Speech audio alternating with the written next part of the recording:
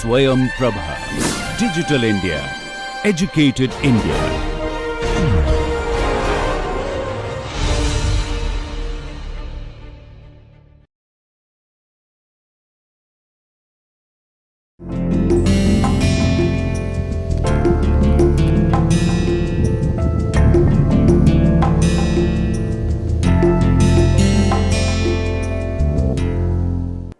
नमस्कार।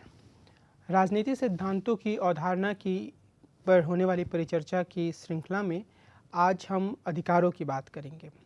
अधिकार एक अवधारणा के रूप में काफ़ी महत्वपूर्ण है। स्वतंत्रता, समानता, न्याय के साथ अधिकार एक ऐसे मूलभूत अवधारणा के रूप में सामने आता है जिसे आधुनिक लोकतांत्रिक जीवन में एक महत्वपूर्ण कारक के रूप में देखा जाता है। हर व्यक्ति अपने लिए कुछ सुनिश्चित अधिकारों की मांग करता है। हम अपने आम जीवन में यह देख सकते हैं कि लोगों के भीतर अधिकारों की चेतना जितनी ज़्यादा बढ़ती है उतना ही ज़्यादा यह माना जाता है कि व्यवस्था ज़्यादा लोकतांत्रिक हो रही है और लोग अपने हक के लिए या अधिकार के लिए ज़्यादा से ज़्यादा सक्रिय हो रहे हैं। ऐसी स्थिति में हम यह कह सकते हैं कि जो अधिकार हैं वह किसी भी लोकतांत्रिक व्यवस्था के मूल स्तंभ या मूल आधार का काम करते हैं। हमारे संविधान में नागरिकों को कुछ मौलिक अधिकार दिए गए हैं। उसी तरीके से अमेरिका के संविधान में भी वहाँ के नागरिकों को कुछ मौलिक अधिकार दिए गए हैं। किसी भी शासन व्यवस्था की सजगता कहें या फिर किसी भी शासन व्यवस्था की आधार के मजबूत होने के एक कारक पर विचार करें तो हम यह कसौटी इस्तेमाल कर सकते हैं कि वहाँ के नागरिकों को किस सीमा तक अधिकार प्राप्त है। अगर वहाँ के नागरिकों को कुछ बुनियादी अधिकार प्राप्त नहीं है तो निश्चित रूप से ऐसे समाज को, ऐसे देश को या ऐसे देश को संचालित करने वाली शासन व्यवस्था को बहुत ही बुरी निगाह से देखा जाता है। हम आज की पूरी परिचर्चा में इस बात को समझने का प्रयास करेंगे कि अधिकारों को राजनीतिक सिद्धांत में कैसे समझा जाता रहा है और इसके बारे में किस प्रकार की अलग अलग तरह की राजनीतिक धाराएं या राजनीतिक संकल्पनाएं सामने आई हैं। और सबसे पहले हम अधिकार और कर्तव्य के बीच में अंतर को समझने का प्रयास करेंगे। उसके बाद अधिकार की आधुनिक अवधारणा के विकास के बारे में बात करेंगे। इस संदर्भ में होफील्ड के वर्गीकरण, जो कि काफ़ी महत्वपूर्ण वर्गीकरण है अधिकारों को समझने के लिए, उसकी एक समझ बनाएंगे। प्राकृतिक अधिकारों की बात करेंगे। अधिकारों के ऐतिहासिक सिद्धांत के बारे में चर्चा करेंगे। कानूनी सिद्धांत की बात करेंगे। उसके बाद आदर्शवादी सिद्धांत और फिर अधिकारों की पूरी जो एक चर्चा रही है उसके बारे में मार्क्सवादी समीक्षा पर हमारी बातचीत होगी। उसके बाद हम टी.एच. मार्शल की बात करेंगे और 3 पीढ़ियों के अधिकारों की संकल्पना पर विचार करेंगे जो मुख्य रूप से टी.एच. मार्शल से जुड़ी हुई है, लेकिन बाद में कुछ अन्य लोगों ने भी इसमें अन्य कारक जोड़ने की कोशिश की। इसके बाद हम रॉल्स के सिद्धांत में अधिकार की अवधारणा की बात करेंगे और अधिकारों के उदारवादी संकल्पना की समुदायवादी आलोचना की बात करेंगे। बहुसांस्कृतिक अधिकारों की बात करेंगे। नारीवादी अधिकारों और मानवाधिकारों के विमर्श की चर्चा करेंगे। रॉल्स के अधिकार के सिद्धांत के साथ ही साथ हम स्वतंत्रतावादियों के अधिकार के सिद्धांत पर भी बातचीत करेंगे। सबसे जो महत्वपूर्ण बात है, जब हम अधिकारों की अवधारणा पर अपनी चर्चा आरंभ करते हैं तो हमें यह ध्यान रखने की आवश्यकता है कि राजनीतिक सिद्धांत में अधिकारों की अवधारणा को मुख्य रूप से 3 अलग अलग तरीकों से समझा जाता है। पहला, ऐसी संस्थात्मक व्यवस्था की व्याख्या करने के लिए जिसमें हितों के कानूनी सुरक्षा की व्यवस्था हो तथा विकल्पों के कानूनी प्रभाव की गारंटी हो। संस्थात्मक व्यवस्थाओं की स्थापना करने, उन्हें कायम रखने और उनका सम्मान करने की मांग के रूप में ये एक दूसरा तरीका है। और जो तीसरा तरीका है वह यह है कि इस मांग के समर्थन में एक ऐसी नैतिक सिद्धांत पर जोर देना जो स्वायत्तता, समानता या नैतिक एजेंसी जैसे बुनियादी नैतिक मूल्यों पर जोर दे। तो पहले को हम कानूनी अधिकार मान सकते हैं जिसमें कि संस्थात्मक व्यवस्था की व्याख्या करने की बात की जाती है, जिसमें लोगों के हितों की कानूनी सुरक्षा का प्रावधान हो, और अन्य दो को हम नैतिक या प्राकृतिक अधिकार के रूप में देख सकते हैं, यानी कि किस आधार पर जो संस्थाएं बनाई जाती हैं उनकी तरफदारी के लिए तर्क तैयार किए जाएं या फिर एक ऐसे नैतिक सिद्धांत का विकास किया जाए जो स्वायत्तता और समानता या नैतिक एजेंसी पर बल दे। तो इसमें एक और जो महत्वपूर्ण बात आती है अधिकार और कर्तव्यों की। और अगर आप भारतीय संविधान की बात करें, बहुत व्यवहारिक स्तर पर हम अपने आसपास के परिवेश पर ध्यान देते हुए देखें तो पहली बात तो ये है कि भारतीय संविधान में मौलिक अधिकारों की संकल्पना जोड़ी गई। अधिकारों के साथ-साथ कर्तव्यों की बात एक लंबे समय तक नहीं की गई थी। 1976 में 42वें संविधान संशोधन के माध्यम से कुछ मौलिक कर्तव्य भी जोड़े गए और इसके साथ ही जो सोच थी वो ये थी कि अधिकार जो हैं वो अपने आप में शून्य में नहीं आते हैं, बल्कि उनके साथ कुछ कर्तव्य भी जुड़े होते हैं। और राजनीति सिद्धांत के भीतर यह बात स्वीकार किया जाता है कि अधिकार और कर्तव्य एक दूसरे से जुड़े हुए हैं। एक व्यक्ति का अधिकार दूसरे के लिए कर्तव्य तय करता है। किसी के द्वारा कर्तव्य पूरा करने पर ही अन्य व्यक्ति अपने अधिकारों का उपयोग कर सकते हैं। इसके लिए हम अपने जीवन में किसी भी तरह का उदाहरण ले सकते हैं। मिसाल के तौर पर अगर आप क्लासरूम में यानी कि कक्षा में जाते हैं और आप ये कहते हैं कि हमारा यह अधिकार है कि हमें क्लास में पढ़ने का मौका मिले, तो वहाँ पर किसी का कर्तव्य भी है कि वो आकर आपको पढ़ाए, आपकी क्लास ले। तो और इसी तरीके के कई अन्य उदाहरण मिल सकते हैं। आप स्कूल के बाद या कॉलेज के बाद खेलने के लिए कॉलेज के मैदान में जाते हैं, तो वहाँ पर आपके पास आप ये कहेंगे कि हमारा ये अधिकार है कि खेल कूद के लिए जो आवश्यक सामग्री है, यानी कि अगर आप फुटबॉल खेलना चाहते हैं तो फुटबॉल, अगर आप क्रिकेट खेलना चाहते हैं तो क्रिकेट, बैट, बॉल, विकेट इत्यादि आपको मिले। तो यहाँ पर किसी का कर्तव्य भी है, यानी कि कॉलेज की अथॉरिटीज़ का जो अधिकारी हैं या जो खेल के शिक्षक हैं, उनका यह कर्तव्य होता है कि वो आपको ये सारी चीज़ें उपलब्ध कराएं। तो इस लिहाज से हम अपने निजी जीवन में देखें, हम अपने बाह्य जीवन में देखें, हम स्कूल, कॉलेज, सड़क, ट्रैफिक के नियमों या फिर अपने नेताओं से अपेक्षाओं, कहीं भी हम जहाँ भी हम अपने अधिकार की बात करते हैं, कोई एक ऐसा व्यक्ति होता है जिसका यह कर्तव्य होता है कि वो उसे पूरा करे।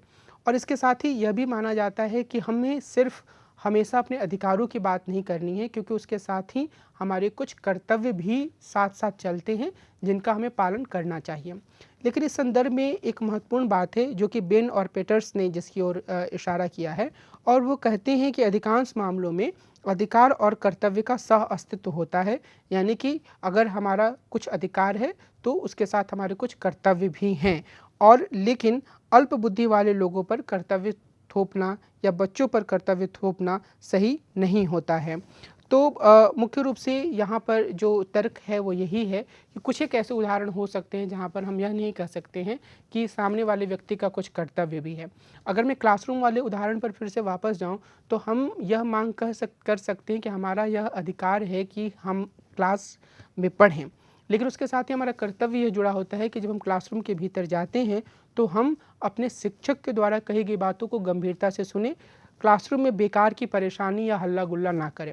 और यही बात खेल के मैदान के बारे में भी जुड़ी हुई है। लेकिन जो बेन और पीटर्स का मानना है वो मुख्य जोर जो है वो इसी पर है कि बच्चों के साथ आप इस तरह के कर्तव्य की अवधारणा नहीं जोड़ सकते हैं। आप अल्प बुद्धि वाले लोगों के साथ, यानी कि जिन्हें कई बार मेंटली रिटार्टेड वर्ड यूज़ किया जाता है, यानी जो चीज़ों को समझने में समर्थ नहीं होते हैं आम लोगों की तरह, उनके साथ आप कर्तव्य की अवधारणा नहीं जोड़ सकते हैं। हमें यह भी ध्यान रखने की ज़रूरत है कि अधिकारों को जिस रूप में हम समझते हैं आज, वो असल में आधुनिक दौर की उपज है। हम यह नहीं कह सकते हैं कि प्राचीन ग्रीस में, जैसे कि कई बार हमें लोकतंत्र की अवधारणा का कुछ सूत्र और महत्वपूर्ण सूत्र प्राचीन ग्रीस की व्यवस्था मिलता है, वैसा हम अधिकारों के बारे में ठोस रूप से नहीं कह सकते हैं। अगर हम प्लेटो और एरिस्टोटल या अरस्तु के लेखन को देखें तो हम यह पाते हैं कि वो कुछ मामलों में अधिकारों की बात करते हैं, लेकिन वो एक ऐसी व्यापक सैद्धांतिकरण या व्यापक स्तर पर जीवन के तमाम आयामों में अधिकारों को लागू करने की बात नहीं करते हैं।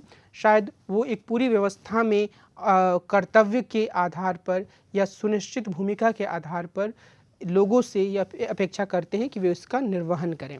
कहने का तात्पर्य यह है कि प्लेटो उदाहरण के तौर पर यह कहते हैं कि हर व्यक्ति को यह अधिकार है कि वो शिक्षा हासिल करे, यानी कि राज्य का कर्तव्य है कि वो हर बच्चे को के लिए शिक्षा की व्यवस्था करे।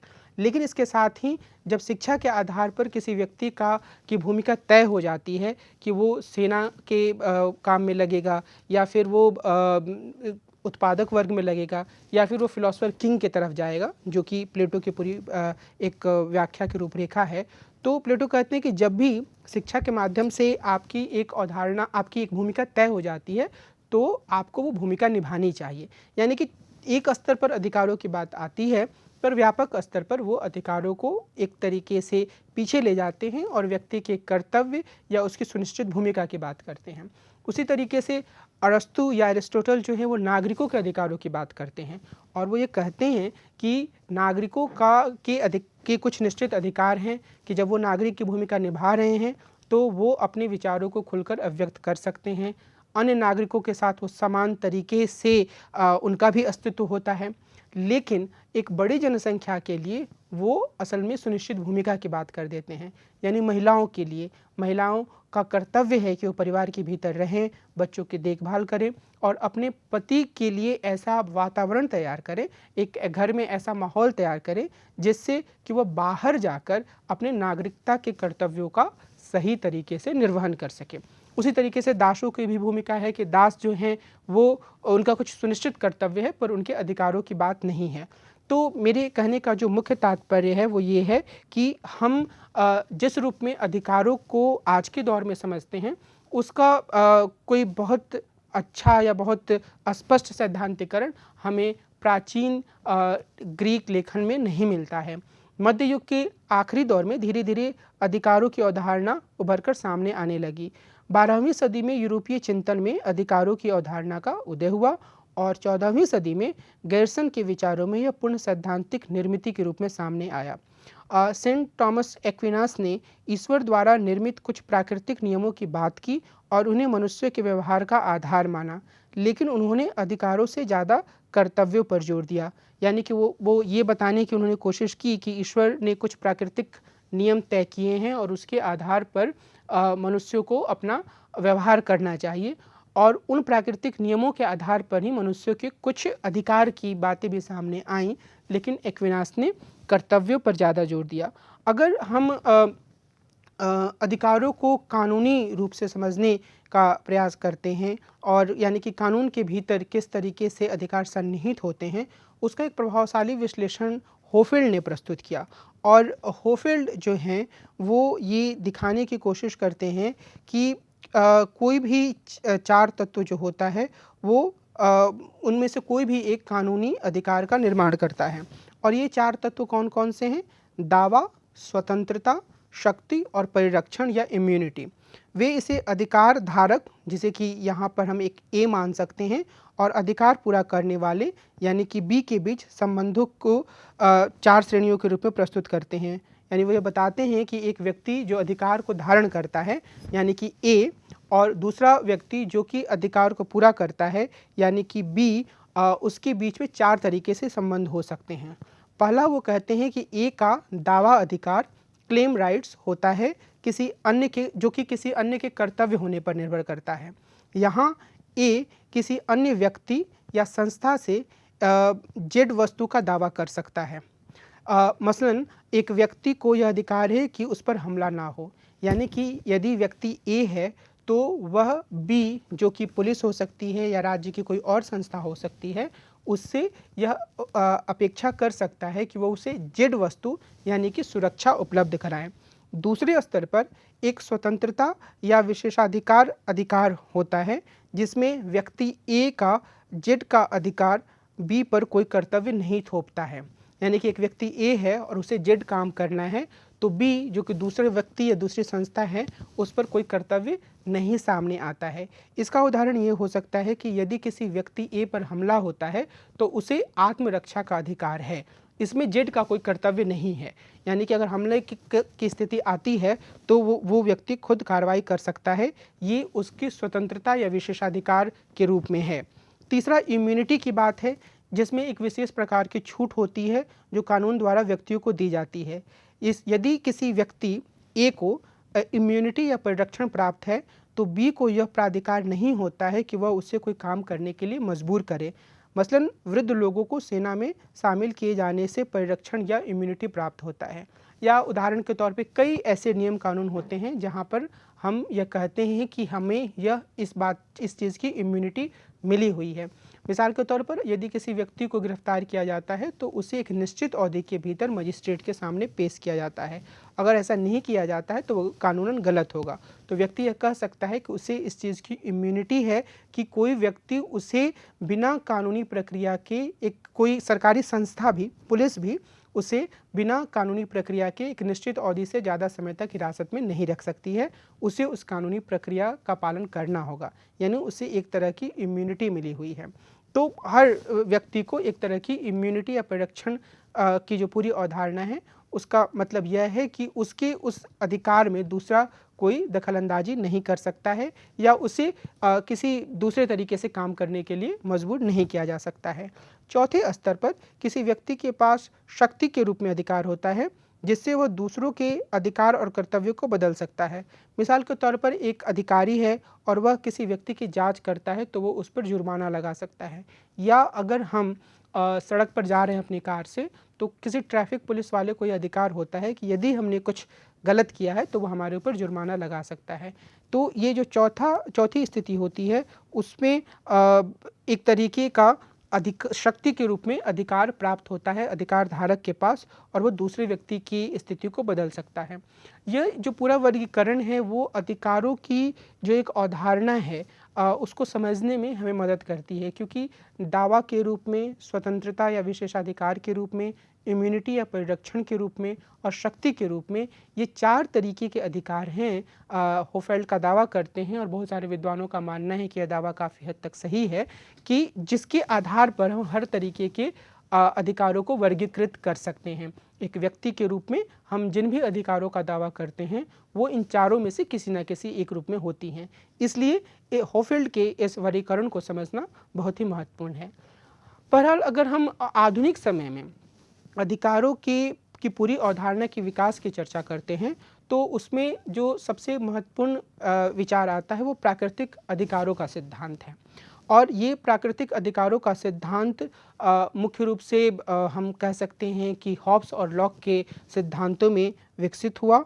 और इसमें हमें ये ध्यान देने की ज़रूरत है कि थॉमस हॉब्स और जॉन लॉक दोनों ही समझौतावादी सिद्धांतकार थे, जिसके बारे में जब हम राज्य की अवधारणा पर चर्चा कर रहे थे तो हमने थोड़ी विस्तार से चर्चा की थी। मैं यहाँ सिर्फ यह स्पष्ट करना चाहता हूँ कि जो समझौतावादी सिद्धांतकार हैं थॉमस हॉब्स और लॉक, और इसमें रूसो को भी शामिल किया जाता है, पर प्राकृतिक अधिकारों की अवधारणा के संदर्भ में मुख्य रूप से हॉब्स और लॉक के विचारों को ही महत्वपूर्ण माना जाता है।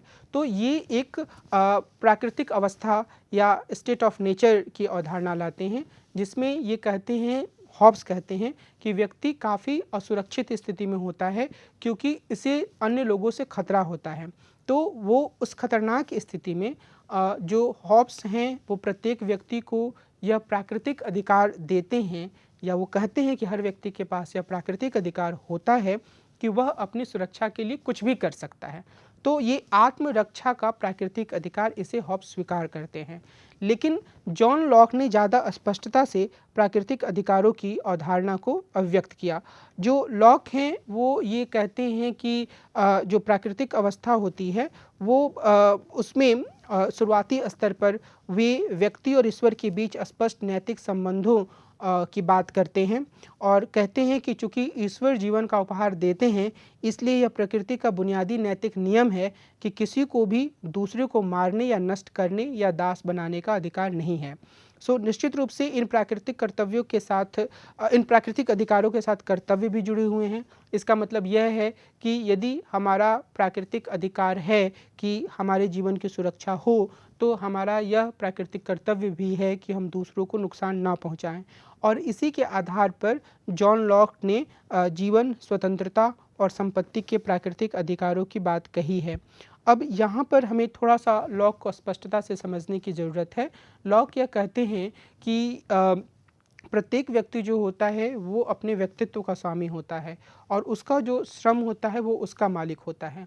तो वो कहते हैं कि प्राकृतिक अवस्था में जब व्यक्ति अपने श्रम को किसी वस्तु के साथ मिलाता है तो वो वस्तु उसकी अपनी संपत्ति हो जाती है, और चूंकि उसका श्रम मिला हुआ है तो वो संपत्ति उसके श्रम का हिस्सा हो जाता है, और यहीं से वो संपत्ति की अवधारणा विकसित करते हैं। और इसके अलावा वो जीवन की स्वतंत्रता की बात करते हैं, जिसके बारे में हम लोगों ने पहले देखा कि वो कहते हैं कि व्यक्ति ईश्वर की संतान है, ईश्वर ने उसे बनाया है, इसलिए उसे कोई और नष्ट नहीं कर सकता है। और वे कुछ अन्य बुनियादी स्वतंत्रताओं की बात करते हैं, स्वतंत्रता के अधिकार को प्राकृतिक अधिकार के रूप में मानते हैं। हालांकि उन्होंने कभी स्पष्ट नहीं किया कि इस श्रेणी में कौन कौन से अधिकार आते हैं, लेकिन आमतौर पर यह माना गया कि इसमें विचार व्यक्ति के अधिकार, अपने अंतःकरण का अनुपालन करने यानी कि फ्रीडम ऑफ कॉन्शियंस, ये जो है उसका एक अधिकार, इन सब और कुछ अन्य महत्वपूर्ण अधिकार इसमें शामिल हैं। या हम यह कह सकते हैं कि ये अधिकार जो हैं वो इतिहास में समय के साथ विकसित होते रहें और कुछ हद तक जो अमेरिकी संविधान में फंडामेंटल राइट्स या मौलिक अधिकारों की बात है, वो इन जो स्वतंत्रता के अधिकार हैं उसको दिखाते हैं, उसको परिलक्षित करते हैं। लेकिन जो एक लॉक की जो आलोचना आई खासतौर पे मार्क्सवादियों के द्वारा, जिसमें सीबी मैकफर्सन बहुत महत्वपूर्ण हैं, उन्होंने यह तर्क दिया कि असल में प्राकृतिक अधिकारों की इस पूरी अवधारणा और उसके बाद एक सीमित राज्य की परिकल्पना प्रस्तुत करके जॉन लॉक ने पूंजीवादी व्यवस्था को पूरी तरीके से जस्टिफाई या सही साबित करने की कोशिश की है। यानी कि वो शुरुआती दौर में यह बोलते हैं कि कोई भी व्यक्ति जो है वो अब जब अपना श्रम मिलाता है तो वो दूसरी वस्तु उसकी संपत्ति हो जाती है, और उसके बाद वो ये शर्त जोड़ते हैं कि प्रत्येक व्यक्ति उतनी ही वस्तु ले सकता है जितनी उसकी अपनी ज़रूरत के लिए आवश्यक है। यानी कि यदि मैं सेव तोड़ता हूँ तो मुझे उतना ही सेव लेना चाहिए जितना मेरी अपनी भूख मिटाने के लिए ज़रूरी है। मैं उसे बर्बाद नहीं कर सकता हूँ क्योंकि मुझे दूसरों के लिए भी उतना ही सेव छोड़ना है। लेकिन बाद में मैकफर्सन ये बोलते हैं कि जॉन लॉक इस शर्त को हटा देते हैं और वो ये कहते हैं कि यदि व्यक्ति अनडिस्ट्रॉयबल मोड यानी कि नष्ट ना होने वाले वस्तु के रूप में किसी चीज़ को जमा करता है, यानी कि सोने के रूप में या रुपए के रूप में, तो निश्चित रूप से वो ऐसा कर सकता है। तो वो बोलते हैं कि ये एक तरीके से असीमित संपत्ति जमा करने को सही साबित करने जैसा है। दूसरे स्तर पर उनका यह कहना है कि कोई भी व्यक्ति इतना स्वतंत्र होता है, जॉन लॉक ये कहते हैं, कि उसे दूसरा कोई ज़बरदस्ती काम उससे नहीं करवा सकता है। लेकिन मैकफर्सन आलोचना करते हुए मानते हैं कि वो व्यक्ति को अपना श्रम बेचने का अधिकार देते हैं क्योंकि वो खुद अपने श्रम का मालिक होता है। तो कोई किसी व्यक्ति से ज़बरदस्ती काम नहीं करवा सकता है, लेकिन निश्चित रूप से अगर व्यक्ति चाहे तो वो अपने श्रम को बेचकर कुछ काम कर सकता है, यानी कि वो कहीं नौकरी कर सकता है, किसी कारखाने में नौकरी कर सकता है। तो यह भी मैकफर्सन ये कहते हैं कि पूंजीवादी व्यवस्था के सही तरीके से काम करने के लिए एक आवश्यक शर्त है कि लोग अपने श्रम को बेचें। और तीसरे स्तर पर जो लॉक हैं वो ये कहते हैं कि हमेशा ही जो निजी संपत्ति होती है वो सार्वजनिक संपत्ति होने या साझा संपत्ति होने से ज़्यादा बेहतर होती है।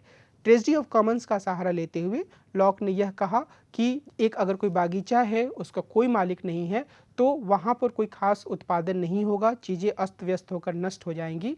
लेकिन यदि वह किसी एक व्यक्ति की संपत्ति बन जाती है तो वो उसका सही तरीके से देखरेख करेगा। तो प्राकृतिक अधिकारों के बारे में जॉन लॉक की जो ये पूरा विचार है वह अपने आप में महत्वपूर्ण है, क्योंकि इसने एक सीमित राज्य की संकल्पना दी और व्यक्ति के कुछ सुनिश्चित अधिकारों की बात की। लेकिन इसकी आलोचना इस आधार पर की जाती है कि अन्य बातों के अलावा कि यह एक तरीके से पूंजीवादी व्यवस्था को सही साबित करने की कोशिश करता है। प्राकृतिक अधिकारों की इस पूरी अवधारणा की बर्क, बेंथम, हीगेल और मार्क्स ने भी काफ़ी आलोचना की और उन्होंने कहा कि यह एक तरीके से एक अमूर्त सा, एब्स्ट्रैक्ट सा अधिकारों का सिद्धांत है, जिसमें अधिकार वास्तव में क्या है यह स्पष्ट नहीं होता है। और इसी संदर्भ में हम एडमंड बर्ग की बात कर सकते हैं, जो कि एक अनुदारवादी या कंजर्वेटिव थिंकर थे और उन्होंने अधिकारों का ऐतिहासिक सिद्धांत प्रस्तुत किया। इनका यह मानना था कि जो प्राकृतिक अधिकारों की पूरी अवधारणा है वह एक काल्पनिक अवधारणा है और ज़रूरत इस बात की है कि हम यह समझें कि एक समाज में धीरे धीरे करके धीरे धीरे विकसित होते हुए, संचित होते हुए अधिकारों का उभार होता है। और यदि हम यह कहते हैं कि लोगों के पास प्राकृतिक अधिकार होते हैं, तो असल में हम यह मानने के लिए तैयार नहीं होते हैं कि अलग अलग समाज अलग अलग तरह से होते हैं, उनका विकास अलग अलग तरह से होता है, और इसीलिए कुछ समाजों में कुछ खास तरीके के अधिकारों को ज़्यादा महत्व दिया जाता है और कुछ अन्य समाजों में कुछ दूसरे तरह के अधिकारों को महत्व दिया जाता है। यानी कि बर्क यह बोलते हैं कि प्राकृतिक अधिकारों का सिद्धांत जो है वो समाजों के बीच में भिन्नता को ध्यान में नहीं रखता है। तो ऐतिहासिक जो पूरा अधिकारों के विकास होने का जो बर्क का सिद्धांत है, एक अनुदारवादी चिंतक के रूप में, वो इसी चीज़ से जुड़ा हुआ है कि अधिकार समाज के विकास के साथ धीरे धीरे करके विकसित होते हैं, बजाय इसके कि वो किसी व्यक्ति को प्राकृतिक रूप से मिले हों। लेकिन बाद में टॉमस पेन और मैरी वोllstonecraft के लेखन में एक बार फिर से प्राकृतिक अधिकारों की बात कही गई, यानी कि यह कहा गया कि मनुष्यों के पास कुछ बुनियादी अधिकार हमेशा से जुड़े होते हैं, और इसमें टॉमस पेन ने इस बात पर जोर दिया। मैरी वोllstonecraft और उसके बाद अन्य नारीवादियों ने इस बात पर जोर दिया कि असल में प्राकृतिक अधिकारों की तरफदारी की जा सकती है, लेकिन मुख्य बात यह है कि जब चीज़ें व्यवहार में आती हैं तो यह देखा जाता है कि जो हायरार्की है समाज में और जो ट्रेडिशंस हैं यानी परंपराएं हैं, उसके कारण से ये प्राकृतिक अधिकार हर किसी तक नहीं पहुंच पाते हैं, और ख़ास तौर पर महिलाएं और समाज के वंचित वर्ग इससे अलग रह जाते हैं। और अपनी पुस्तक a vindication of rights of women में जो कि 1792 में प्रकाशित हुई थी, वोllstonecraft ने इस बात पर जोर दिया कि महिलाओं को पुरुषों की तरह ही अधिकार दिया जाना चाहिए। आगे हम थोड़े विस्तार से नारीवादियों की आलोचनाओं को समझने की कोशिश करेंगे, लेकिन यहाँ हमें यह ध्यान रखने की ज़रूरत है कि बाद के दौर में एक कानूनी सिद्धांत अधिकारों का प्रस्तुत किया गया। डेविड ह्यूम और जेरेमी बेंथम ने भी, इन्होंने यह इस बात पर जोर दिया कि अधिकार, न्याय, दायित्व और संपत्ति मानवता के साझा अनुभवों से सामने आते हैं। तो कोई चीज़ प्रकृति प्रदत्त होती है, यह बात सही नहीं है। बेंथम ने तो प्राकृतिक अधिकारों को पूरी तरीके से नकार दिया और इसके बजाय उन्होंने कानूनी अधिकारों पर बल दिया या अधिकारों के कानूनी सिद्धांत पर बल दिया। उन्होंने प्राकृतिक अधिकारों को पूरी तरह बकवास करार दिया और यह कहा कि यदि अधिकारों को कानून से मान्यता नहीं मिलती है तो उनका कोई अर्थ नहीं है। यानी सीधे तौर पर उनका ये कहना था कि हम ये कहते रहे कि प्राकृतिक रूप से या ईश्वर प्रदत्त रूप से मनुष्य को ABCD या बहुत अलग अलग तरह के अधिकार प्राप्त हैं, लेकिन अगर कानून के माध्यम से उन अधिकारों को मान्यता नहीं मिलती है तो इसका कोई मतलब नहीं है। क्योंकि अगर किसी अधिकार को कानून से मान्यता मिलती है और उसे सही तरीके से लागू नहीं किया जाता है तो फिर उसे अदालत में चुनौती दी जा सकती है। और अगर इसके अलावा बेंथम ये कहते हैं कि हम किसी अधिकार की परिकल्पना करते हैं तो वो सिर्फ हमारी व्यक्तिगत सोच को दिखाता है कि हम यह मानते हैं कि व्यक्ति के पास ये अधिकार होने चाहिए, लेकिन अगर उसको कानूनी मान्यता नहीं मिली है तो फिर उसका कोई मतलब नहीं है। और वो ये मानते हैं कि अधिकार जो होते हैं वो व्यक्ति के लिए महत्वपूर्ण होते हैं।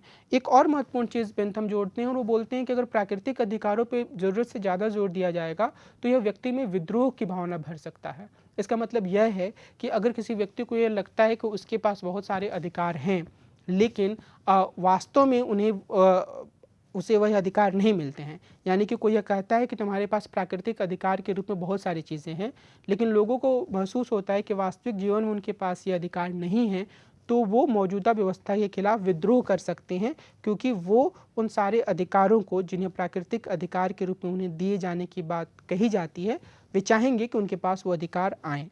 तो ये इस बात पर जोर देते हैं कि समाज की भिन्नता के आधार पर हमें अधिकारों की बात करनी चाहिए। बर्क और मार्क्स के विपरीत बेंथम यह मानते हैं कि मनुष्य की प्रकृति में स्वहित का प्रमुख स्थान है, लेकिन उनकी तरह वह यह भी मानते हैं कि समाज में व्यक्ति स्वकेंद्रित हितों के अतिरिक्त अन्य पहलुओं पर भी निर्भर होते हैं। यानी कि व्यक्ति सिर्फ और सिर्फ एक एटोमिस्टिक रूप में नहीं होते हैं, बल्कि वे अपने समाज के जो दूसरे पहलू हैं उस पर भी निर्भर होते हैं। तो एक तरीके से वो कुछ हद तक हेगल और मार्क्स से अलग भी हटते हैं और कुछ बिंदुओं में स्वीकार भी करते हैं। अधिकारों का आदर्शवादी सिद्धांत भी काफ़ी महत्वपूर्ण है। हीगेल ने अधिकारों के बारे में लॉक की संकल्पना को स्वीकार किया, लेकिन उन्होंने इस बात पर जोर दिया कि अधिकार व्यक्तियों के बजाय समाज और समुदायों से संबंधित होते हैं। यानी कि हम अधिकारों की परिकल्पना तभी सही तरीके से कर सकते हैं जबकि हम अधिकारों की बात समाज और समुदाय के स्तर पर करें। ग्रीन ने हीगेल के इस विचार को उदारवादी विचार से जोड़ते हुए इस बात पर बल दिया कि व्यक्तियों के कुछ ऐसे अधिकार होते हैं जो उन्हें समाज नहीं देता है, लेकिन व्यक्ति समाज के सदस्य के रूप में ही अपने अधिकारों का उपयोग कर सकते हैं।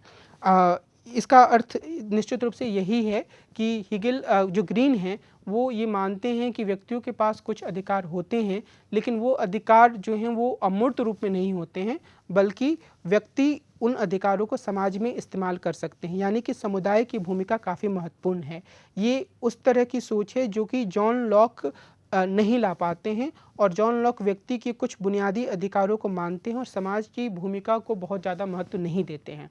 लेकिन टी.एच. ग्रीन या हेगेल जैसे जो सिद्धांतकार हैं जो आदर्शवादी सिद्धांत को प्रस्तुत करते हैं, उनका यह मानना है कि समुदाय के भीतर, समाज के भीतर ही व्यक्ति अपने अधिकारों का उपयोग कर सकते हैं। अधिकारों के बारे में मार्क्सवादी समीक्षा भी काफ़ी महत्वपूर्ण है। अभी कुछ समय पहले मैंने सीबी मैकफर्सन के विचारों के आधार पर यह स्पष्ट करने की कोशिश की कि किस तरीके से प्राकृतिक अधिकारों का सिद्धांत जो है वो असल में पूंजीवादी व्यवस्था को सही साबित करने का प्रयास था, और एक तरीके से उसके लिए आधार तैयार करने का काम उसने किया, ऐसा बहुत सारे मार्क्सवादी चिंतक मानते हैं। मार्क्स के खुद के लेखन की हम बात करें तो मार्क्स यह बोलते हैं कि जो प्राकृतिक अधिकारों की अवधारणा है वो असल में एक ऐसे व्यक्ति की कल्पना करती है जो समुदाय से पूरी तरीके से कटा हुआ है, जो अपने आप तक सिमटा हुआ है और उसे कुछ खास तरीके के अधिकार दे दिए जाते हैं। तो ऐसा व्यक्ति जो इगोइस्ट होता है, यानी जो सिर्फ अपने आप तक सिमटा होता है, वास्तव में वो एक अलग थलग पड़े व्यक्ति के रूप में ही होता है। उससे भी बढ़कर कार्ल मार्क्स यह मानते हैं कि असल में अगर हम पूंजीवादी व्यवस्था की बात करें तो व्यक्ति उसमें अलगाव का शिकार होता है, और उसमें जो सर्वहारा होता है, जो वर्किंग क्लास के लोग होते हैं, उनके पास जब प्राकृतिक अधिकारों की बात कही जाए या दूसरे कुछ अधिकारों की, कानूनी अधिकारों की बात कही जाए, तो ये अधिकार सिर्फ दिखावे के रूप में होते हैं, क्योंकि वो उनकी स्थिति इतनी दयनीय होती है कि वो इन अधिकारों का उपयोग करने की स्थिति में नहीं होते हैं। तो एक तरीके से कार्ल मार्क्स उदारवाद के भीतर अधिकार दिए जाने की पूरी संकल्पना को नकारते हैं। टी.एच. मार्शल ने अपने एक लंबे निबंध में, जो कि पुस्तक के रूप में प्रकाशित हुई, सिटीजनशिप एंड सोशल क्लास में, उन्होंने अधिकारों के बारे में और अधिकारों के विकास के बारे में, अगर हम कहें तो ज़्यादा बेहतर होगा, एक सिद्धांत प्रस्तुत किया है कि किस तरीके से नागरिकता के अधिकारों का विकास हुआ। मार्शल विशेष रूप से इंग्लैंड के अनुभवों के आधार पर अपनी बात कहते हैं, और उन्होंने अधिकारों की 3 पीढ़ियों की अवधारणा प्रस्तुत की है। और उनका यह कहना है कि जो अधिकार होते हैं वो या विशेष रूप से नागरिक अधिकार जो हैं वो एक राजनीतिक समुदाय में एकीकरण का वायदा करते हैं और हर किसी को पूर्ण और समान सदस्यता उपलब्ध कराते हैं। और इस रूप में उन्होंने माना कि ये एक गतिशील प्रक्रिया के रूप में है, और वे बोलते हैं कि अगर हम इंग्लैंड में इस पूरे अधिकारों के विकास के अनुभवों पर ध्यान दें तो हम यह पाएंगे कि नागरिक अधिकार 18वीं सदी में विकसित हुए, 19वीं सदी में राजनीतिक अधिकारों का विकास हुआ और 20वीं सदी में सामाजिक अधिकारों का विकास हुआ। यहाँ समझने वाली बात यह है कि मार्शल यह दावा नहीं करते हैं कि जितने भी नागरिक अधिकार थे वो सभी के सभी 18वीं सदी में विकसित हो गए। वे यह भी दावा नहीं करते हैं कि सारे राजनीतिक अधिकार 19वीं सदी में विकसित हो गए या लोगों को मिल गए। लेकिन उनका यह कहना है कि मोटे तौर पर इंग्लैंड के संदर्भ में हम ये मान सकते हैं कि इन अधिकारों का विकास, यानी कि नागरिक अधिकारों का विकास 18वीं सदी में हुआ, राजनीतिक अधिकारों का विकास 19वीं सदी में हुआ और सामाजिक अधिकारों का विकास 20वीं सदी में हुआ। और वे यह बोलते हैं कि जो नागरिक अधिकार है उसमें मुख्य रूप से विचार अभिव्यक्ति के अधिकारों को वो रखते हैं या संपत्ति रखने के अधिकार को उसमें वो सम्मिलित करते हैं। राजनीतिक अधिकारों में वो वोट देने के अधिकार, राजनीतिक पद हासिल करने के अधिकारों को रखते हैं।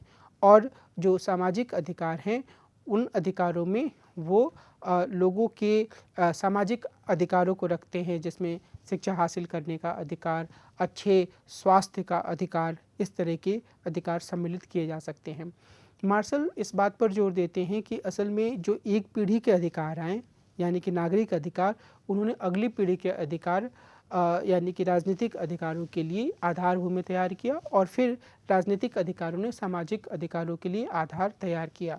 तो मार्शल की ये पूरी अवधारणा अधिकारों की विकास को समझने का एक आधार देती है, लेकिन इसकी कई आधारों पर आलोचना भी की गई है। मिसाल के तौर पर एंथोनी गिडेंस मानते हैं कि जो मार्शल हैं वो इस बात की उपेक्षा करते हैं कि किस तरीके से इनमें से प्रत्येक अधिकारों के विकास के लिए एक लंबा संघर्ष चला, और ये एक क्रमिक रूप से ही नहीं आ गए, बल्कि हर अधिकार को हासिल करने के लिए एक लंबा संघर्ष करना पड़ा। दूसरा कि यद्यपि इन अधिकारों का विकास इंग्लैंड के संदर्भ में हो रहा था, लेकिन खुद इंग्लैंड जिन देशों में औपनिवेशिक शासक के रूप में था, वहाँ उसने इन अधिकारों की उपेक्षा की, इन अधिकारों का दमन किया। इसके अलावा बहुत सारे विद्वान यह मानते हैं कि असल में जो पूरा टी.एच. मार्शल की जो पूरी रूपरेखा है, उसमें एक तरीके से अधिकारों को जो 3 भागों में बांटा गया है, उसमें नागरिक और राजनीतिक अधिकारों के बीच का अंतर बहुत ज़्यादा स्पष्ट नहीं है, और उन्हें एक साथ मिलाकर एक तरीके से पहली पीढ़ी के अधिकारों की संज्ञा दी जा सकती है, और सामाजिक अधिकारों को दूसरी पीढ़ी की संज्ञा दी जा सकती है। और बाद में जो ख़ासतौर पे 60 और 70 के दशक में एक अलग तरह के अधिकारों की मांग सामने आई, सांस्कृतिक अधिकारों की मांग, या फिर जो मूल निवासी लोग थे, इंडिजिनस पीपल थे, उनके द्वारा अपने प्राकृतिक संसाधनों पर, जहाँ वो रहते थे वहाँ के प्राकृतिक संसाधनों पर अधिकारों की मांग सामने आई। तो ये जो अलग तरह का एक 3 पीढ़ियों के अधिकारों का विभाजन सामने आता है, जो टी.एच. मार्शल से अलग है, जिसमें राजनीतिक और नागरिक अधिकारों को पहली श्रेणी का पहली पीढ़ी का अधिकार माना गया, उसके बाद सामाजिक अधिकारों को दूसरी पीढ़ी का अधिकार माना गया, और फिर जो एक सांस्कृतिक या फिर संसाधनों पर जो समुदाय हैं उनके अधिकारों को तीसरी पीढ़ी का अधिकार माना गया। तो ये जो 3 पीढ़ियों का अधिकार है, वो एक महत्वपूर्ण आधार उपलब्ध कराता है अधिकारों के विकास को समझने के संदर्भ में। और यह इसलिए भी महत्वपूर्ण है क्योंकि यह हाल फिलहाल में होने वाले विचार विमर्श तक जाता है, यानी कि जो मूल निवासियों के अधिकारों की बात है, इंडिजिनस पीपल के अधिकारों की बात है, वह एक हाल के दशकों में विकसित हुई अवधारणा है। तो मुख्य रूप से कुछ जो सिद्धांतकार हैं वो टी.एच. मार्शल से अलग भी हटकर इन विचारों को रखते हैं।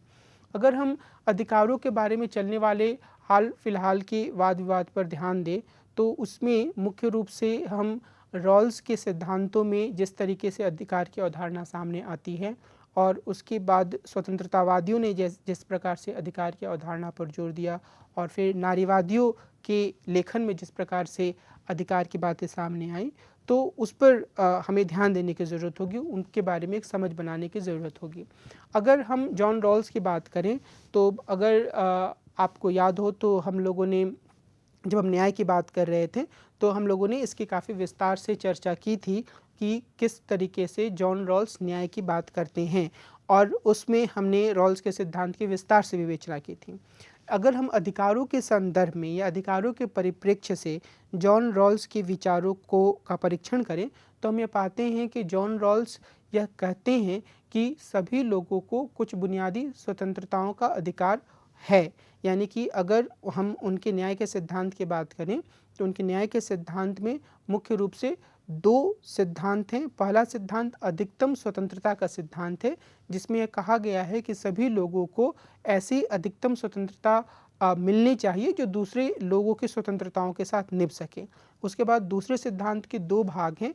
पहले भाग में कहा गया है कि हीनतम स्थिति वाले व्यक्ति को, यानी कि समाज में जो सामाजिक और आर्थिक असमानताएं हैं, उनको इस तरीके से समायोजित किया जाना चाहिए जिससे 2 क कहता है कि जो हीनतम स्थिति वाले व्यक्ति हैं उन्हें अधिकतम लाभ हो, और जो 2 ख है उसमें यह कहा जाता है कि जो एक इक्वल अपॉर्चुनिटी या समान अवसर होना चाहिए वो हर किसी को मिलना चाहिए। तो और इसके बाद वो एक लेक्सिकल प्रायोरिटी की बात करते हैं, जिसमें वो कहते हैं कि अगर प्रिंसिपल 2A और 2B में कोई टकराव होता है तो सबसे पहले 2B को हमें वरीयता देनी चाहिए, और प्रिंसिपल 1 और प्रिंसिपल 2 में अगर टकराव होता है तो हमें प्रिंसिपल 1 को वरीयता देनी चाहिए।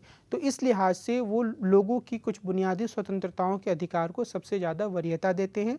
लेकिन इसके साथ ही साथ वो यह भी कहते हैं कि सामान्य परिस्थितियों में जो हीनतम स्थिति वाले लोग हैं उनके लिए कुछ ऐसे प्रावधान किए जाने चाहिए जिससे उन्हें सबसे ज़्यादा फ़ायदा हो। तो एक तरीके से वो रीडिस्ट्रीब्यूशन की तरफदारी करते हैं, और इस लिहाज से जो जॉन रॉल्स हैं वो उपयोगितावाद से आगे जाते हैं, क्योंकि उपयोगितावाद जो है वो अधिकतम लोगों के अधिकतम सुख की बात करता है, लेकिन रॉल्स एक ऐसी रूपरेखा तैयार करना चाहते हैं जिसमें कि सभी लोगों को अधिकार मिले और सभी लोग अपने अधिकारों के माध्यम से अपने गुड लाइफ के नोशन को हासिल कर पाएँ। और अगर हम इसे आगे बढ़ते हुए देखें तो जॉन रॉल्स के अलावा जो स्वतंत्रतावादी अवधारणा है जिसका विकास रॉल्स की आलोचना करने के रूप में तो हुआ, लेकिन एक अलग स्वतंत्र विचार के रूप में भी यह सामने आया, और रॉबर्ट नॉजिक ने 1973 में प्रकाशित अपनी पुस्तक अनार्की स्टेट एंड यूटोपिया में स्वतंत्रतावादी दृष्टिकोण से न्याय का सिद्धांत प्रस्तुत किया। और इसमें हम एक तरीके से हकदारी सिद्धांत या एंटाइटलमेंट थियोरी को भी देख सकते हैं, जिसमें कि रॉबर्ट नॉजिक व्यक्ति के आत्मस्वामित्व के विचारों को जोड़ देते हैं। आत्मस्वामित्व का मतलब यह है कि व्यक्ति अपने व्यक्तित्व का मालिक है, और इसी आधार पर नॉजिक यह कहते हैं कि लोगों के पास कुछ निश्चित बुनियादी अधिकार हैं, और इन बुनियादी अधिकारों को कोई भी समुदाय या कोई भी राज्य छीन नहीं सकता है। अगर हम रॉल्स और नॉजिक के विचारों के बुनियादी अंतर को समझने की कोशिश करें तो हमारे सामने यह बात स्पष्ट होगी कि असल में दोनों ही उदारवादी हैं, और इस लिहाज से लोगों के कुछ बुनियादी अधिकारों को स्वीकार करते हैं। रॉल्स भी यह मानते हैं कि लोगों के कुछ बुनियादी अधिकारों को राज्य उनसे छीन नहीं सकता है, लेकिन नॉजिक और रॉल्स के बीच में जो बुनियादी अंतर है वह है आर्थिक संसाधनों के वितरण के संबंध में राज्य की भूमिका क्या होनी चाहिए इस मसले पर। जहां नॉजिक यह कहते हैं कि व्यक्ति अपने सेल्फ ऑनरशिप के या आत्मस्वामित्व के अधिकार के साथ होता है, और यदि उसकी संपत्ति को उससे लेकर टैक्स के माध्यम से या किसी अन्य माध्यम से उससे लेकर राज्य दूसरे लोगों में उसका वितरण करता है तो यह उस व्यक्ति के सेल्फ ऑनरशिप का उल्लंघन होगा। दूसरी ओर जॉन रॉल्स इस तरह के वितरण की गुंजाइश पैदा करते हैं। वो अपने सिद्धांत में यह स्पष्ट करने की कोशिश करते हैं कि राज्य अगर चाहे तो इस प्रकार का वितरण कर सकता है। तो जो मुख्य अंतर है दोनों के बीच में वो इस आधार पर है कि संपत्ति अधिकारों के संबंध में क्या राज्य लोगों के पूरे जीवन में हस्तक्षेप कर सकता है या नहीं कर सकता है। स्वतंत्रतावादी कहते हैं कि राज्य ऐसा नहीं कर सकता है, जबकि रॉल्स ये कहते हैं कि राज्य ऐसा कर सकता है। हाल फिलहाल की जो पूरे वाद विवाद में बातें सामने आई हैं उसमें बहुसंस्कृतिवादियों के विचारों को भी प्रमुखता दी जा सकती है। मिसाल के तौर पर जो बहुसंस्कृतिवादी हैं वो ग्रुप या समूह अधिकारों की बात करते हैं, लेकिन इसे समझने से पहले हमें इस बात पर ध्यान देना होगा कि जो बहुसंस्कृतिवादी हैं वो समुदायवादियों की आलोचना को आगे बढ़ाते हैं और उन आलोचनाओं को उदारवाद के भीतर समायोजित या एकोमोडेट करने की कोशिश करते हैं। समुदायवादियों ने क्या तर्क दिया था? समुदायवादियों ने विशेष रूप से जॉन रॉल्स की और सामान्य रूप से उदारवाद की इस बात के लिए आलोचना की थी कि वे जिस समुदाय की कल्पना करते हैं असल में वो ऐसा समुदाय है जिससे कि व्यक्ति का कोई खास जुड़ाव नहीं होता है या बिल्कुल जुड़ाव नहीं होता है।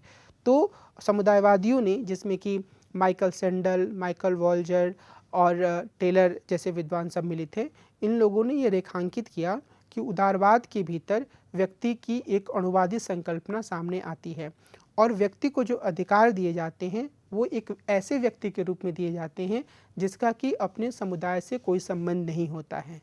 लेकिन समुदायवादियों का यह कहना है कि व्यक्ति की यह संकल्पना पूरी तरीके से गलत है। असल में व्यक्ति का अपने समुदाय के साथ जुड़ाव होता है और इसीलिए समुदायवादियों ने सामुदायिक आधार पर व्यक्ति को अधिकार देने की बात कही। यानी कि उन्होंने कहा कि आप यह स्वीकार करें कि व्यक्ति समुदाय के भीतर होता है और तब आप अधिकारों की बात करें, और जब आप इस रूप में अधिकारों की बात करेंगे तब आपको समुदायों को अधिकार देना होगा और आप व्यक्ति को पूरी तरीके से अलग थलग करके उसे अधिकार नहीं दे सकते हैं। यह ऐसी आलोचना है जिसका स्वर काफ़ी हद तक प्राकृतिक अधिकारों की कई समीक्षाओं से मिलता है। मिसाल के तौर पर बर्क ने जिस तरीके से प्राकृतिक अधिकारों की अवधारणा की आलोचना की, उसी लिहाज से उदारवाद के भीतर जिन अधिकारों की बात कही जा रही है वो उसी आलोचना जो समुदायवादी हैं वो कर रहे हैं। हमें यह ध्यान रखना होगा कि समकालीन उदारवाद के भीतर काफ़ी हद तक इस तथ्य को स्वीकार कर लिया गया है कि हम चाहें जिस भी रूप में अधिकारों को देखें, लेकिन हमें यह स्वीकार करना होगा कि कुछ ऐसी स्वतंत्रताएं और कुछ ऐसे अधिकार हैं जो व्यक्तियों के साथ अभिन्न रूप से जुड़े हुए हैं और हम किसी भी राज्य को इन अधिकारों और इन स्वतंत्रताओं का उल्लंघन करने की अनुमति नहीं दे सकते हैं। और इसी लिहाज से जैसे कि मैंने पहले बताया कि जॉन रॉल्स और रॉबर्ट नॉजिक, जॉन रॉल्स जो कि इगैलिटेरियन या समतावादी हैं और रॉबर्ट नॉजिक जो कि एक लिबर्टेरियन या स्वतंत्रतावादी हैं, दोनों ही कुछ बुनियादी स्वतंत्रताओं की हिफाजत करने की मांग करते हैं। हालांकि दोनों में अंतर भी है जिसके बारे में हम चर्चा कर चुके हैं। तो जो अगर अभी हम समुदायवाद की अपनी चर्चा पर वापस लौटे तो समुदायवादी समुदाय को अधिकार देने की बात करते हैं, या कम से कम उनका जोर इस बात पर है कि समुदाय के भीतर व्यक्ति को अवस्थित मानते हुए ही उसके अधिकारों की बात की जानी चाहिए।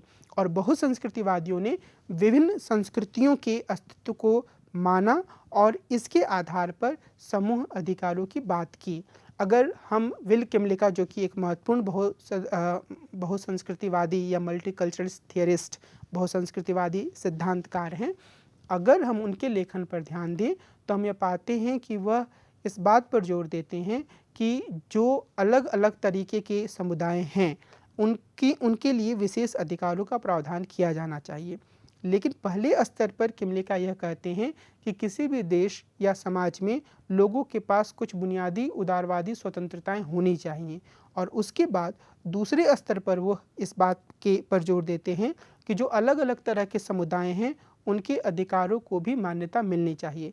मिसाल के तौर पर विल किमलिका यह कहते हैं कि अगर किसी देश में कोई राष्ट्रीय अल्पसंख्यक है या नेशनल माइनॉरिटी है तो उसे स्वशासन का अधिकार मिलना चाहिए। उसी तरीके से जो अप्रवासी हैं जो किसी दूसरे देश से एक देश में काम करने के लिए आते हैं तो उन्हें अपने संस्कृति को कायम रखने के लिए, अपनी सांस्कृतिक पहचानों को अभिव्यक्त करने के लिए बहुजातीय अधिकार मिलने चाहिए, जिनमें यह प्रावधान होना चाहिए कि ऐसे लोग विशेष रूप से अपने त्योहारों को मना सकते हैं। उन्हें हर तरह से एक सांस्कृतिक मौका दिया जाएगा जिससे वो अपने आप को अभिव्यक्त करने के अधिकार का उपयोग कर पाएँ।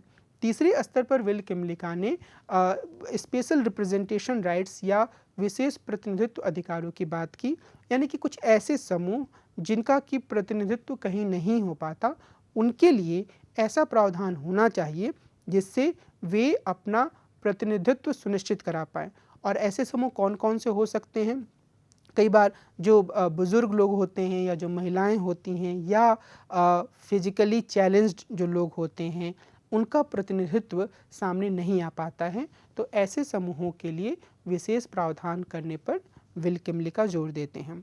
हालांकि बहुसंस्कृतिवाद के भीतर भी काफ़ी गहरा वाद विवाद रहा है, और जब हमने नागरिकता की बात की थी तब भी हमने इस बात को स्पष्ट किया था कि बहुसंस्कृतिवाद कुछ समस्याओं को सुलझाता है लेकिन बहुत तरह की दूसरी समस्याएं पैदा कर देता है।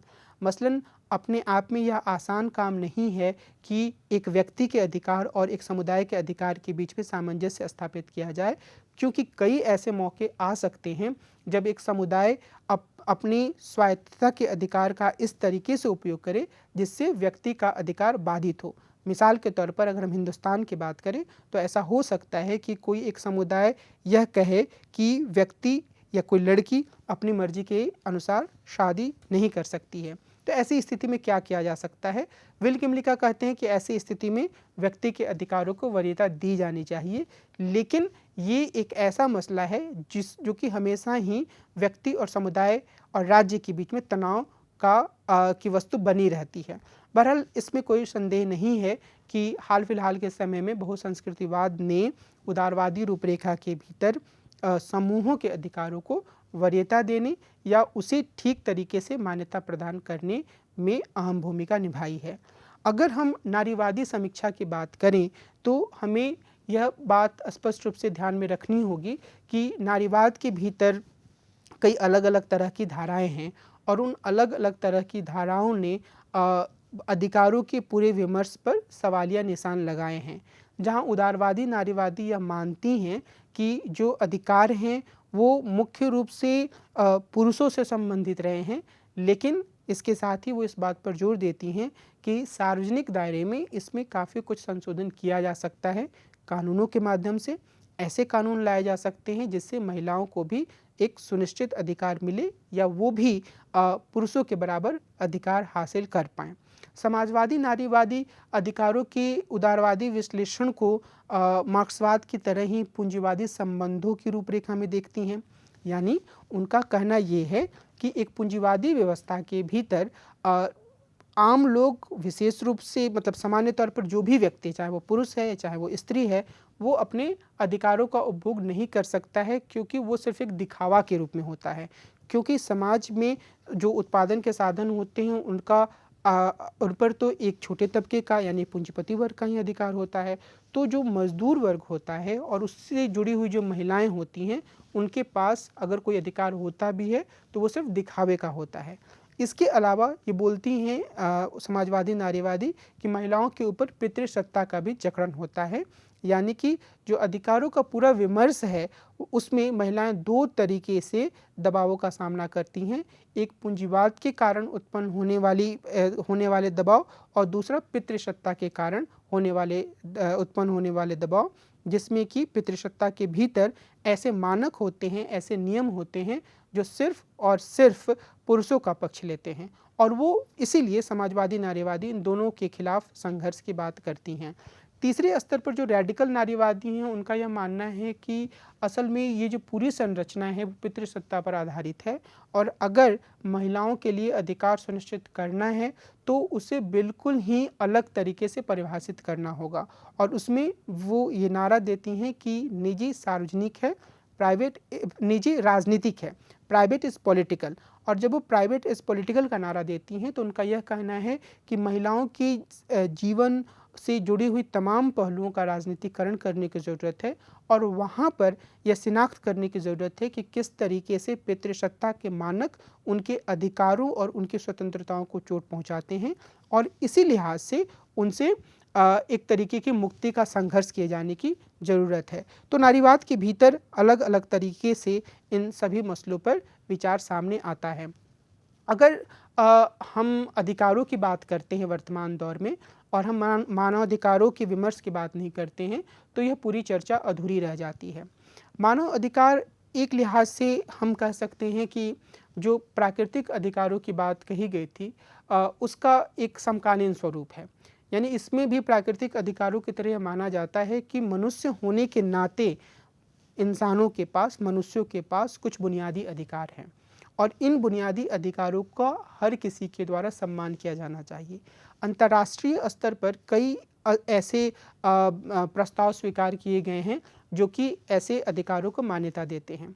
इसमें सबसे जो महत्वपूर्ण बात है वह है संयुक्त राष्ट्र की जो आम सभा है उसके द्वारा मानवाधिकारों के सार्वभौमिक घोषणा पत्र को स्वीकार किया जाना। 1948 में इस घोषणा पत्र को स्वीकार किया गया, जिसमें अलग अलग तरह के बहुत से अधिकारों की बात कही गई। अब इसमें जो अधिकार दिए गए हैं लोगों को, उसको हम 6 सूचियों में बांट सकते हैं। पहला है सुरक्षा का अधिकार, जिसमें कि हत्या, सामूहिक हत्या, बलात्कार और उत्पीड़न से लोगों की सुरक्षा की बात कही जाती है। दूसरा है स्वतंत्रता का अधिकार। इसका मतलब यह है कि प्रत्येक व्यक्ति को कहीं भी आने जाने या अपने विचारों को अभिव्यक्त करने की स्वतंत्रता होनी चाहिए। राजनीतिक अधिकार, लोगों को वोट देने का अधिकार मिलना चाहिए। लोगों को यह अधिकार मिलना चाहिए कि वो जिस राज्य में रह रहे हैं वहाँ वे राजनीतिक पद हासिल कर पाएँ। उचित प्रक्रिया का अधिकार, इसका मतलब यह है कि अगर राज्य यह मानता है कि किसी व्यक्ति ने कोई अपराध किया है तो उस अपराध की सज़ा देने के लिए एक उचित प्रक्रिया हो, एक कानूनी प्रक्रिया हो और उसके माध्यम से ही एक निर्णायक स्तर पर फैसला किया जाए कि अगर किसी व्यक्ति ने कुछ गलत किया है तो वह वास्तव में गलत किया है या नहीं किया है। या फिर दूसरे अर्थों में हम ये भी ले सकते हैं कि अगर किसी पद पर किसी की नियुक्ति होनी है तो उसके लिए भी एक सुनिश्चित प्रक्रिया होनी चाहिए। और फिर समानता का अधिकार, यानी कि कानून के समानता का अधिकार इसमें सबसे प्रमुख हो जाता है, जो कि हमारे संविधान के अनुच्छेद 14 में भी दिया गया है कि कानून के सामने हर व्यक्ति समान है। धर्म के नाम पर, नस्ल के नाम पर, जाति के नाम पर, जेंडर के नाम पर, आर्थिक वर्ग के आधार पर व्यक्तियों के बीच में कोई भेदभाव नहीं किया जाना चाहिए, यानी कि कानून को हर किसी को बराबर मानना चाहिए। और दूसरा और अंत में एक तरीके से हम आर्थिक सामाजिक अधिकारों को भी इस श्रेणी में रख सकते हैं। ये आर्थिक सामाजिक अधिकार ऐसे ये कल्याणकारी अधिकारों के रूप में होते हैं जिसमें कि जो व्यक्ति समाज में हाशिए पर हैं उनकी प्रगति के लिए राज्य द्वारा विशेष प्रावधान किया जाना चाहिए। उनके लिए ऐसी व्यवस्था की जानी चाहिए जिससे कि व्यक्ति बेहतर शिक्षा हासिल कर सकें, जिससे कि व्यक्ति अगर बीमार है तो वो अस्पताल तक पहुंच सकें, उन्हें अच्छी दवाइयाँ मिल सकें, उनके लिए अच्छी सड़कें हों, यानी कि कल्याण के कारी रूप में अगर वो किसान है तो उसे अच्छी बीजें मिले और उसकी फसल का उचित दाम मिले। राज्य एक हस्तक्षेप करे जिससे जो कमज़ोर तबका है, जो गरीब तबका है, वो वास्तव में अपनी प्रगति कर सके। काफ़ी हद तक ऐसे कई प्रस्ताव संयुक्त राष्ट्र और अंतर्राष्ट्रीय संगठनों द्वारा पारित किए गए हैं जिसमें कि जो इंडिजिनस समूह हैं, यानी कि जिन्हें मूल निवासी बोला जाता है, और तकरीबन सभी देशों में ये सबसे ज़्यादा पिछड़े और हाशिए पर पड़े समूह हैं। जैसे हमारे देश में जिन्हें आदिवासी कहा जाता है, उनकी स्थिति सबसे दयनीय मानी जाती है और वास्तव में वो है भी। तो इनका अपने संसाधनों पर किस प्रकार का अधिकार हो, क्योंकि ये सिर्फ संसाधनों की बात नहीं है, आर्थिक संसाधनों की बात नहीं है, जीविका की बात नहीं है, बल्कि यह उनकी सांस्कृतिक पहचान से भी जुड़ी हुई चीज़ें हैं। तो इसके बारे में भी कई प्रस्ताव पारित किए गए हैं। अब हमें इस चीज़ को ध्यान रखना है कि ये जो मानवाधिकार की बातें हैं, मानवाधिकार का विमर्श है, वो धीरे धीरे करके काफ़ी मजबूत होते जा रहा है। और कोई भी देश जो अपने आप को लोकतांत्रिक कहता है, जो अपने आप को सभ्य कहता है, वह इन मानवाधिकार के मानकों का उल्लंघन नहीं कर सकता है। निश्चित रूप से ये जो मानवाधिकार के मानक हैं वो अपने आप में हम कह सकते हैं कि बाध्यकारी नहीं हैं, कानून के द्वारा इन्हें लागू नहीं किया जा सकता है, लेकिन कानून के द्वारा लागू न किए जाने के बावजूद हम यह कह सकते हैं कि इनके साथ एक नैतिक बल जुड़ा होता है और उसके आधार पर ये काफ़ी प्रभावकारी होते हैं। अगर अंतर्राष्ट्रीय स्तर पर कोई देश इन मानवाधिकारों का उल्लंघन करता है तो उसके लिए स्थिति काफ़ी असहज हो जाती है, उसे कई प्रकार के अंतर्राष्ट्रीय प्रतिबंधों का भी सामना करना पड़ सकता है। तो निश्चित रूप से मानवाधिकार के प्रश्न महत्वपूर्ण हैं और ये एक गतिशील वाद विवाद के रूप में भी हैं, क्योंकि ये विभिन्न समाजों को ऐसा आधार उपलब्ध कराते हैं जिसके माध्यम से नए तरीके के अधिकारों की मांग होती है, यानी कि ऐसे अधिकारों की मांग होती है जिनके बारे में 10 साल, 20 साल, 25 साल या 50 साल पहले लोग सोच नहीं पाते थे, और अब यह मांग होती है कि इन अधिकारों को भी कानूनी मान्यता प्रदान की जाए। तो मानवाधिकारों का विमर्श एक ऐसा आधार उपलब्ध कराता है जिसके माध्यम से लोग इस पर विचार विमर्श करते हैं। इस संदर्भ में मैं आपको एक उदाहरण दूंगा। वो उदाहरण जुड़ा हुआ है जो लेस्बियन, गेज, ट्रांसजेंडर लोग हैं उनके अधिकारों के संदर्भ में। एक लंबे समय तक हमारे देश के कानून में ऐसे लोगों के सेक्सुअल संबंधों को गैर कानूनी माना जाता रहा, लेकिन इस तरह के लोगों ने, यानी कि जो ट्रांसजेंडर हैं, जो लेस्बियन या गेज हैं, जिन्हें LGBT कहा जाता है, इन लोगों ने अपने अधिकारों के लिए संघर्ष किया और उसके बाद एक हद तक ये माना जाने लगा कि इनके अधिकारों को भी, इनके यौनिक जीवन को भी कानून के द्वारा मान्यता दी जानी चाहिए और बाद में सर्वोच्च न्यायालय ने भी इस चीज़ को स्वीकार किया। तो मुख्य रूप से हमें ये ध्यान रखना है कि अधिकार अन्य बहुत सारी संकल्पनाओं की तरह एक गतिशील अवधारणा है और इसके बारे में हमेशा ही नए-नए तरह के विमर्श उभर कर सामने आते रहे हैं। मुझे ये उम्मीद है कि इस पूरी परिचर्चा से आप लोगों को अधिकारों से जुड़े विभिन्न वाद विवादों को का कम से कम एक परिचय के रूप में समझ बनाने में मदद मिलेगी और आगे हम मिलेंगे और एक अन्य अवधारणा, एक अन्य विषय पर परिचर्चा करेंगे। नमस्कार।